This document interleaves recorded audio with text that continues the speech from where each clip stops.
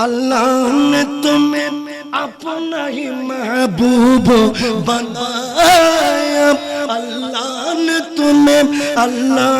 तुम्हें अपना ही महबूब बनाया। मेरा जिक्र सारी खुदा ही को दिखाया। सुभान अल्लाह ने बनाया तुम्हें, अरे सुल्तान मदीना दिखला दे मुझे मंजर गुलजार, दिखला दे मुझे मंजर गुलजार। यार कफन में मेरे कुछ काफोर न देना, यार कफन में मेरे कुछ काफोर न देना। खुशबू न लगाना, रख देना कफन में मेरे कुछ, रख देना कफन में मेरे कुछ खाक मदीना। दिखला दे मुझे मंजर गुलजार, दिखला दे मुझे मंजर गुलजार। কষ্ট বন্দারে তোমাদেরকে বলছি, তোমরা যারা ঈমানদার, তোমরা যারা মুমিন, তোমরা যারা নবীর গোলাম, নবীর প্রেমিক আশিক, তোমাদেরকে বলছি তোমরা ঘরে বসে থেকো না। সর্বশ্রেষ্ঠ ধর্ম ইসলাম, এটা মামুলি ব্যাপার নয়, এটা সর্বশ্রেষ্ঠ ধর্ম, নিয়ামতপূর্ণ ধর্ম।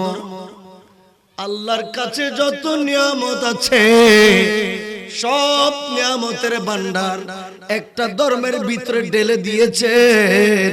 এই ধর্মের নাম হলো ইসলাম। আল ইয়াউমা আকমালতু লাকুম দীনাকুম ওয়া আতমামতু আলাইকুম নি'মাতি ওয়া রাদিতু লাকুমুল ইসলাম দীনা।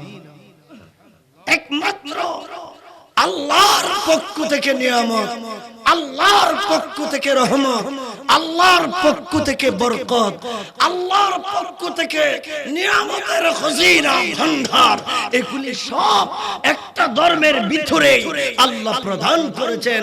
ইন্নাদ-দীনা ইনদাল্লাহিল ইসলাম, আর সেটা হলো আল্লাহর মনোনীত ধর্ম ইসলাম। অতএব এই দামি ধর্ম, ইজ্জত মণ্ডিত মণিমুক্তার মতো ধর্ম, বন্দা বসে থেকো না, শিখো। এ ধর্ম শিকার শেষ, বলেন না শিকার শেষ। মাদ্রাসায় তো পড়তে পারবে, সবাই তো মাদ্রাসায় পড়তে পারি নাই। পড়তে না পারলেও মাসালা আছে। যখন আমার এলাকার দুই একজন ছেলে মাদ্রাসায় লেখাপড়া করে ফেলেছে, আলেম হয়ে গেছে, আমার আপনার যেটা হক দায়িত্ব এটা শেষ হয়েছে। তবে আমি মুসলমান হিসেবে দৈনন্দিন জীবনের যে ইসলামিক জ্ঞান আছে এগুলি কিন্তু আমাকে কবরে যাওয়ার আগে, মৃত্যুবরণ করার আগে এগুলি আমাকে শিখে নিতে হবে। এগুলি আমাকে কি করতে হবে? শিখতে হবে। আল্লাহই তা বলেছেন, ফাসআলু আহলাদ যিকর। শিখবেন কার কাছ থেকে? আমার মতো ফাড়া মানুষ থেকে। আমাকে ৫০,০০০ টাকা ভিজিট দিয়ে দিলেও কিছু শিখতে পারবেন না। কিছুক্ষণ আরাম বোধ করতে পারবেন, শান্তি লাভ করতে পারবেন। বাহারুল উলুম ওয়াল ফুনুন, যারা ইলমের সমুদ্র, যাদের কলবকে মহা ইলমের সমুদ্র করে দেওয়া হয়েছে, এমন পণ্ডিতদেরকে এই চেয়ারে বসাতে হবে। এদেরকে যখন আনবেন, এরা জ্ঞান সাগর থেকে কিছু মাসালা, শিক্ষা, জ্ঞান আপনাদেরকে প্রদান করবেন, তখন আপনারা সেটা শিখতে পারবেন, ঠিক না? এই ধর্ম শিখতে হবে। প্রতিদিন যেটা শিখতেছেন এটা ইন কুনতুম লা তা'লামুন, আপনার যে বিষয়টি জানা আছে এটা শিখার দরকার না, এটা তো আপনি জানেন। যে বিষয় সম্পর্কে আপনার জ্ঞান নাই, আপনাকে নিতান্তই জানতে হবে ওটা, ওই জ্ঞানটা আমাকে শিখে নিতে হবে।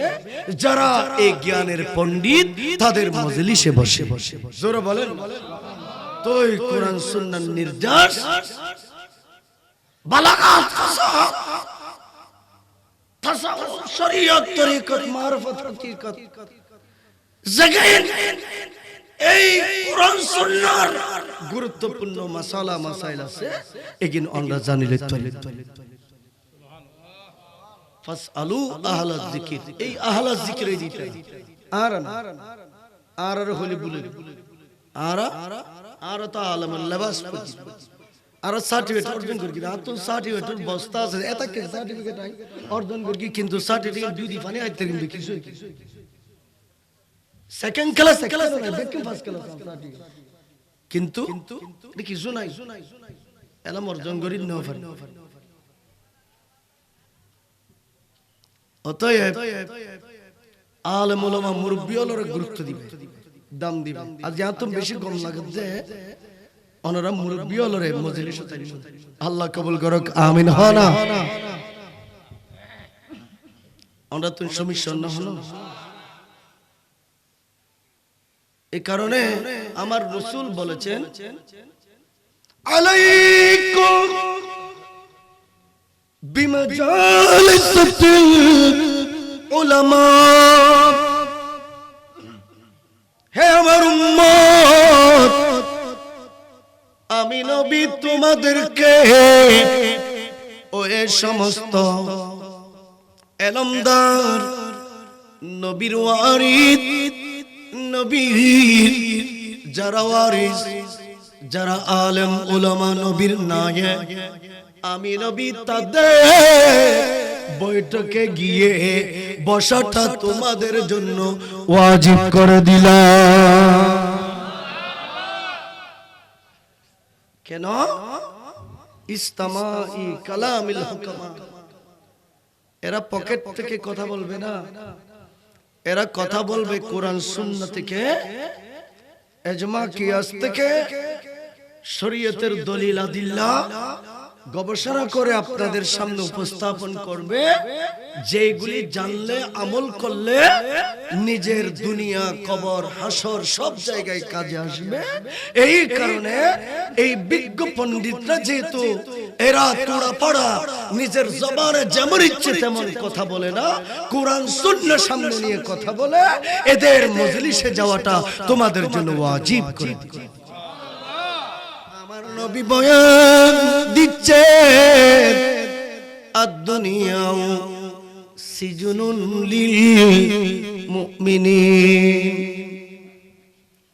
হে দুনিয়ার মানুষ, জেলখানায় একজন মানুষ নিজের স্বাধীন চেতায় কথা বলতে পারে না, জেলখানার মধ্যে প্রধানমন্ত্রী দুঃখু, জেলখানায় মন্ত্রী মিনিস্টার প্রবেশ করো, ওই জেলখানায় যখন সবাই ঢুকে গেল, আর মন্ত্রিত্ব নাই, মিনিস্টারগিরি নাই, প্রধানমন্ত্রীগিরি নাই, সকলে রিকশাওয়ালা থেকে শুরু করে প্রধানমন্ত্রী পর্যন্ত জেলখানার মধ্যে সমান হয়ে গেল।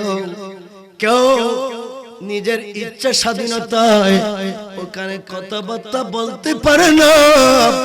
ওই জেলখানায় একটা রুমের মধ্যে থাকবে 2 জন অথবা 3 জন, কিন্তু 10 ফুট বাই 10 ফুট একটা কামরার ভিতরে রাখা হচ্ছে 15 থেকে 20 জন। 15 থেকে, যারা মুমিন ইমানদার এদের জন্য জেলখানা, আর যারা কাফের ইহুদি নাসারা এদের জন্য দুনিয়াটা বেহেশত, দুনিয়ার আমোদ প্রমোদ, মিলিয়ন বিলিয়ন টাকা সম্পদ তাদের জন্য, তারা দুনিয়াদারিতে লিপ্ত, এই দুনিয়া তাদের জন্য মুমিনের জন্য নয়, কারণ মুমিনের আসল জিন্দেগি শুরু হবে চোখ দুইটা বন্ধ করার পরে কবরের জমিন থেকে। আরো জোরে বলেন সুবহানাল্লাহ। মুমিনরা বাদশাহিত্ব করবে কবর থেকে, ইহুদি নাসারা এরা বাদশাহিত্ব করবে দুনিয়াতে। যারা ঈমানদার এরা দুনিয়াতে মুসলিম হবে, এদের উপর মানুষ অত্যাচার করবে, এদের উপর মানুষ ষড়যন্ত্র করবে, এদের উপর মানুষ জুলুম করবে, এরা কষ্টের ভিতরে জীবন যাপন করবে। কারণ আমার নবী বলেন, এ ঈমানদার তোমাদের জন্য তো আল্লাহ এইভাবেই জীবনটা রেখেছেন, কারণ তোমাদের আসল জিন্দেগিটাকে তো ওই কবরের জমিন থেকেই শুরু হবে। আরো জোরে বলেন না সুবহানাল্লাহ। আল্লাহুম্মা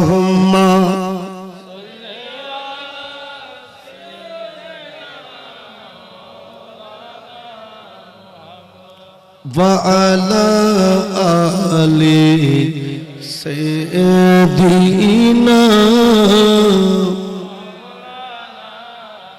আল্লাহুম্মা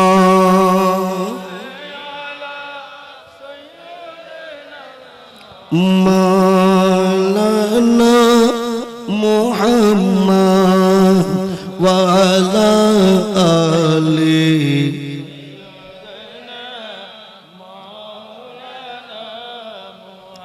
আয়ে খতমে রসুল ফহরে উম্মম শাহে মদিনা, আয়ে খতমে রসুল ফহরে উম্মম শাহে মদিনা, দেখলা দে মুझे मंजरे गुलजार मदीना, अरे देखला दे मुझे मंजरे गुल।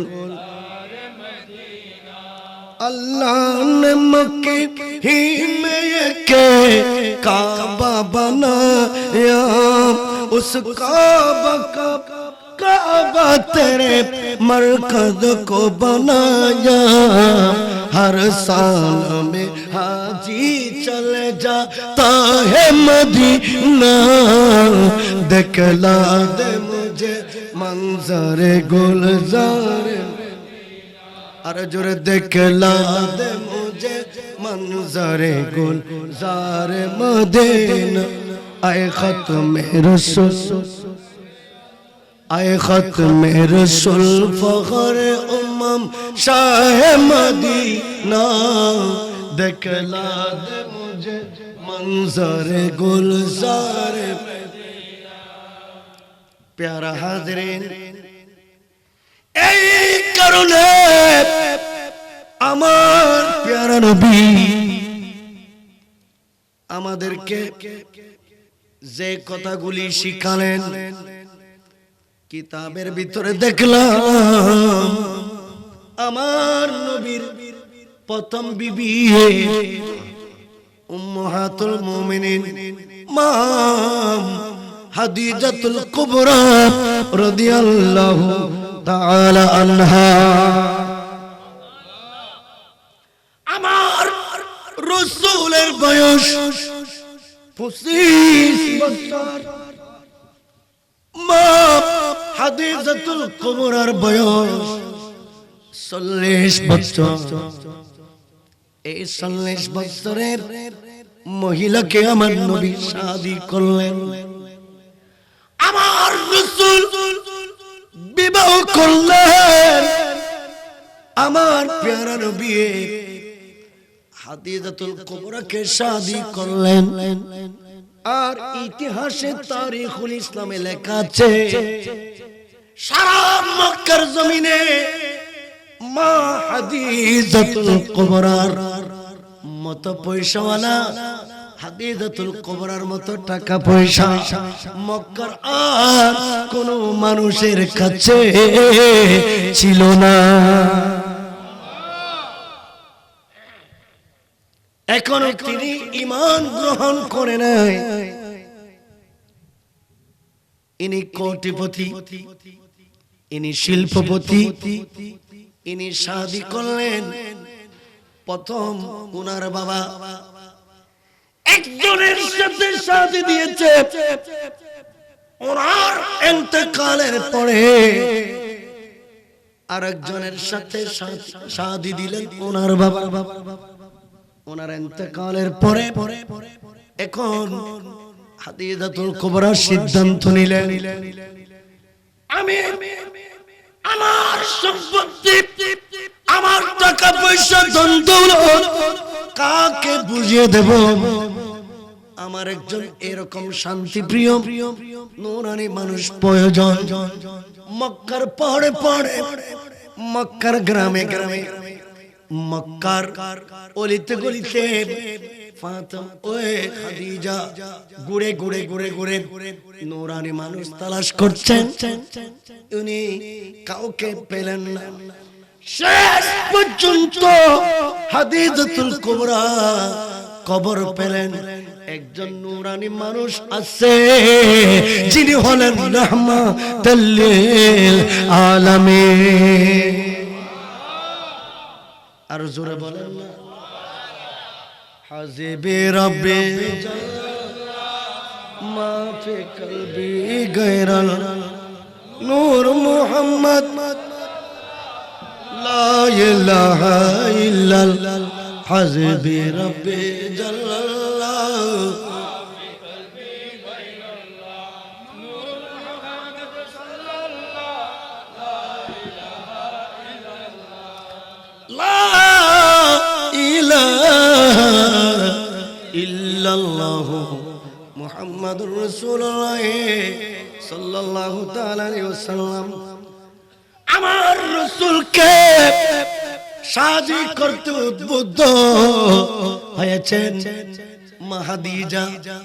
কেন জানেন? আমার রাসূল যখন মক্কা ঘর থেকে বের হতেন, আমার রাসূল মক্কার বাড়ি থেকে আমার নবী যখন বের হতেন, আকাশের মেঘমালা এসে আমার রাসূলকে ছায়া দিত।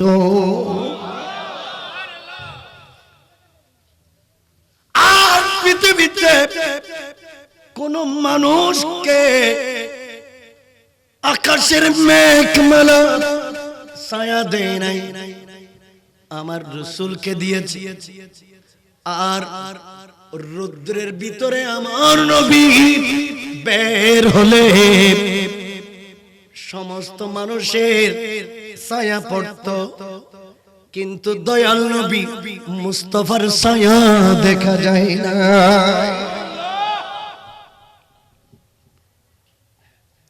আমার প্যারা রাসূল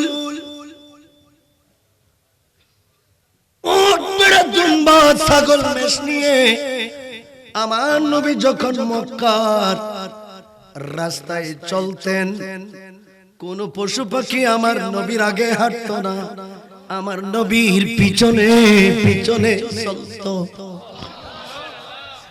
আমার রাসূলকে কিভাবে চিনেছে? চার পায়ের পশু, কিন্তু দুই পায়ের জানোয়ার আমার দয়াল নবীকে চিনে নাই। খাদিজা রাদিয়াল্লাহু তাআলা আনহা পাগল পাগল হয়ে গেছে। আমার রাসূলের কাছে প্রস্তাব পেশ করলেন, আমার নবী প্রত্যাখ্যান করেন নাই। খাদিজা রাদিয়াল্লাহু তাআলা আনহাকে বিয়ে করলেন, শাদী করলেন। আবু জাহেল, আবু লাহাব, উতবা, শাইবা খাদিজার বিরুদ্ধে ষড়যন্ত্র করা শুরু করলো। খাদিজা এত বড় পয়সাওয়ালা ধনী মানুষ, ইনি একজন এতিম মানুষকে কেন শাদী করলেন? যার কাছে কোনো টাকা নাই, পয়সা নাই, কিছু নাই, এমন গরিব মানুষকে কেন শাদী করলেন? এটা এরা প্রশ্ন তুলেছে। খাদিজা তাদের প্রশ্নের উত্তর দেওয়ার জন্য একদিন একটা জিয়াফতের ব্যবস্থা করলেন। সেখানে আবু জেহেলকে দাওয়াত দিলেন, আবু লাহাবকে দাওয়াত দিলেন, উতবা সাহেবাকে দাওয়াত দিলেন, মক্কার মানুষকে দাওয়াত দিলেন। সবাই দলে দলে খাদিজাতুল কুবরার এই মেজবানে শরীক হলো, সবাইকে খাবার দিচ্ছে। সব শেষে আবু জেহেল, আবু লাহাব, উতবা, শাইবা মক্কার বড় বড় কাফেরদেরকে খাবারের ব্যবস্থা করলেন। তিনি ইসলাম আনলেন, ইসলামের ভিতরে সব লিখলেন। একদিকে খাবারও পরিবেশন করেছে। আবু জেহেল, তোমার প্রশ্ন, আমি কেন গরিব মানুষকে বিবাহ করলাম? আবু লাহাব, তোমার প্রশ্ন, আমি কেন মিসকিন মানুষকে শাদী করলাম? উতবা, সাহেবেরা, তোমাদের প্রশ্ন, আমি কেন এতিম মানুষকে শাদী করলাম? তাইলে দেখো, এতদিন তিনি এতিম ছিলেন, এতদিন তিনি মিসকিন ছিলেন, এতদিন তিনি গরিব ছিলেন, কিন্তু আজকে আমার স্থাবর অস্থাবর যতগুলি সম্পদ আছে সবগুলি আমি কলম দিয়ে লিখে মুস্তাফার কদমে কুরবান করে দিলাম।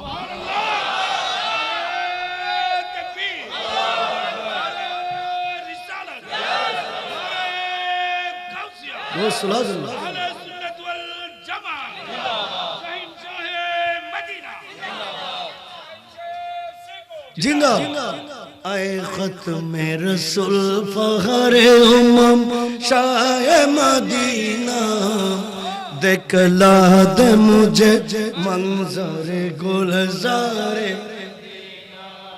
अल्लाह ने तुम्हें अपना ही महबूब बनाया, अल्लाह ने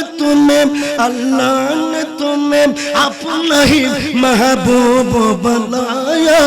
मेरा जिक्र सारी खुदा ही को दिखाया।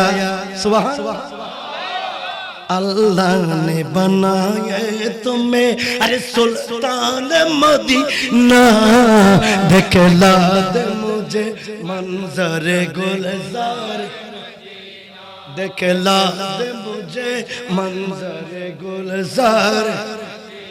यार कफन में मेरे कुछ काफोर न देना, यार कफन में मेरे कुछ काफोर न देना, खुशबू न लगाना, रख देना कफन में मेरे कुछ, रख देना कफन में मेरे कुछ खाक मदीना, दिखला दे मुझे मंजरे गुलजार, आ दिखला दे मुझे मंजरे गुलजार। हादिसातुल कुबरा রাদিয়াল্লাহু তাআলা ইনি বলেন, ও আবু লাহাব, আবু জেহেল, আজকে থেকে এতিম গরিব আমি হাদিজা হয়ে গেলাম, আর সারা দুনিয়ার পয়সাওয়ালা দয়াল নবী মুস্তাফা হয়ে গেল। এখন তোমাদের কি ভালো লাগছে? সবাই চেহারা মলিন করে নিজ করে চলে গেলেন। হাদিজাতুল কুবরা যখন সাকরাতের সময় আসলো, ইনি মারা যাবেন, নিজে বুঝতে পারলেন। আমার দয়াল নবী মুস্তাফার কাছে ওসিয়ত করলেন, ইয়া রাসূলুল্লাহ, আমি যদ্দূর জানি